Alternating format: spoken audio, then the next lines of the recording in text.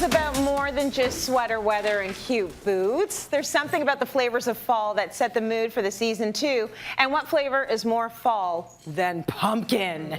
Pumpkin, everyone! They love the pumpkin. It's not just for jack-o'-lanterns and pies. So joining us with tips and tricks to sneak it into all kinds of recipes is Greta Podleski. Come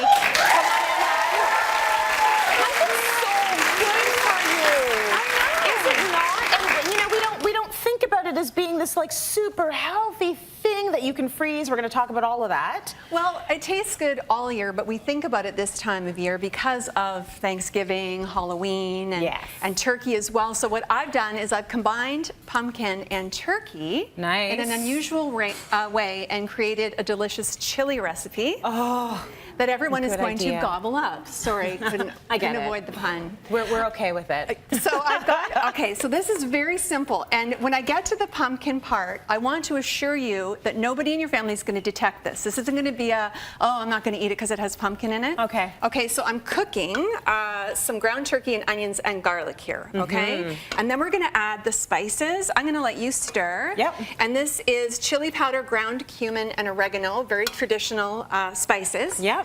Okay, so you're going to cook those around, saute, and then we're going to add some celery. Nice. It's smelling good. Smelling good. Yeah. Green peppers. And then this is diced carrots. But another fall ingredient that would taste great in here is diced sweet potatoes. Ooh, yeah. They would be perfect in this recipe, right? So yes. I just use carrots.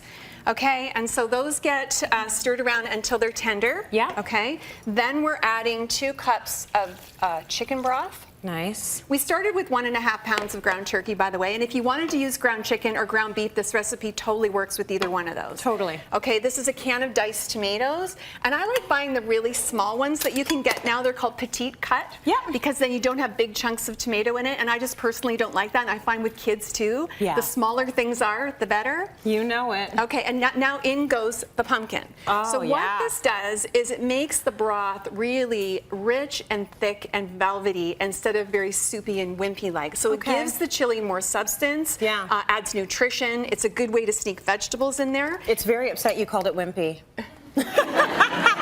Sorry, you were wimpy, now you're not. Wimpy. Now you're not. We're going to make you strong. So that goes at 1.5 cups of that, and then you're going to simmer that for a good 20 minutes. Okay. So here's what people always say to me: Greta, I made your turkey pumpkin chili recipe, and I bought the can, and it was 1.5 cups, and now I got all this. Now what am I going to do with it? Yeah, right? what do I do with it? People cover it, stick it in the fridge, and 7 days later there's mold on it or something, right? People don't realize that you can freeze canned pumpkin. Okay. So my little tip is don't chuck it, puck it. We're going to make little frozen pucks. So you're going to get your muffin tin, right? Yeah. And you're going to put in, it holds about 1/3 cup each, but you're just going to make like little puck-sized shapes of pumpkin in your muffin tin. And are you trying intentionally not to fill it up all the way to the top? It doesn't matter. Doesn't you matter? Can fill it up.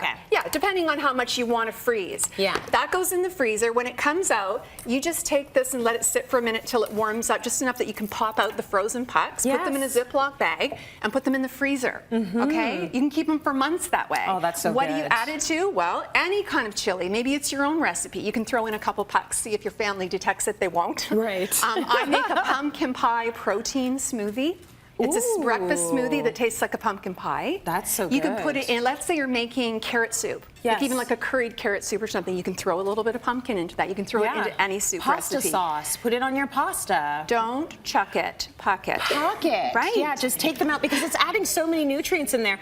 Now, we didn't put the white beans in, there. but that comes in for 20 minutes. Then you put in the white, those are navy beans. Yep. Okay, and stir those around. And then after that, let me see. Oh, you've got some cilantro here. So I was hiding it, sorry. Cilantro haters and cilantro lovers. I'm a cilantro lover. I cannot imagine chili without cilantro. So at the end, I throw in a little bit of cilantro and a squeeze of lime juice. Oh, that's nice. So I would say when the weather turns chilly, make chili. Okay, it's one of the perfect fall foods. I also think it's one of the healthiest things you can eat. Think about it. Has lean protein, has fiber from the beans, and has vegetables. It's a meal in one pot. It's a meal in one bowl. You can see I added some good fats with avocado. Oh, that's so good. On that. And the other thing I love about this recipe is you can freeze it. So you can make a double batch, have one for dinner and freeze it, and then you always have something healthy and nutritious when you come home from work and you don't feel like cooking. You know what I love about chili? Like you said, it's healthy, but it's actually filling. It's really filling. And it's better even the second day and the third day, Yeah, right? it is. So it's a